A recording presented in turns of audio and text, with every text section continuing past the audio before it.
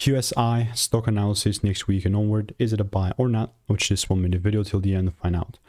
Looking at Quantum SI Incorporated, I see a 20% increase, which is actually quite sick ending of the week. And mainly I want to look at a broader picture, in which case it was actually up for the whole week. Now, because it's in the demand zone, this is where like the big things happen. This is like where it really becomes interesting. It's because if there is a double break above 145, and not just once, but like in this type of attitude, then and only then I'm going to look to take things up.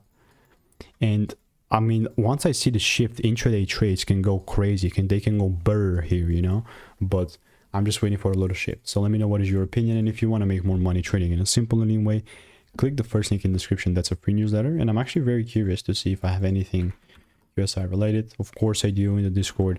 So there's obviously some receipts there. But like I said, there's a free sauce and value first link in the description.